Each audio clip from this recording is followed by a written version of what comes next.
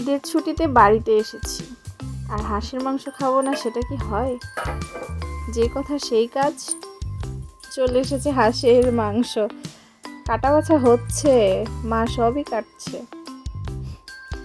আস্তে আস্তে কেটে নিচ্ছে সব। ফ্রিজে ছিল মাংসটা, সেটা ভেজানোর পর কাটা হচ্ছে। হাঁসের মাংস আমার খুবই পছন্দের, ইদানিং তো আরো বেশি পছন্দের হয়ে উঠেছে।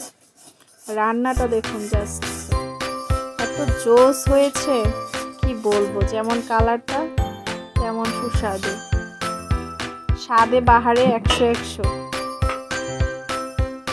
খুবই ভালো হয়েছে মাংসটা। আর খাবো কি দিয়ে? সেটার জন্য তো কিছু লাগবে। এই হচ্ছে ছিটপিঠার গোলা, মানে ছিটপিঠা দিয়ে খাবো আর কি।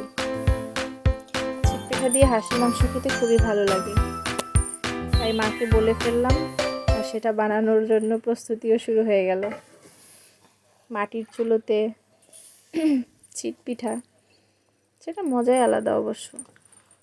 চুলোতে কড়াই বসানো হয়ে গেছে, কিছুক্ষণের মধ্যেই কড়াইতে পিঠার গোলাটা দেওয়া হবে। এই যে মা দিয়ে দিচ্ছে, বলতে না বলতেই। বেশ বানাতে পারে মা এটা। আবার আমি অবশ্য একবার ট্রাই করেছিলাম, হয়নি বলতে পারিনি বানাতে। যাই হোক, তবে শেখারও চেষ্টা করিনি, মা বানিয়ে দেয়, খেয়ে নেই। এই পর্যন্তই চলছে, হয়ে এসেছে।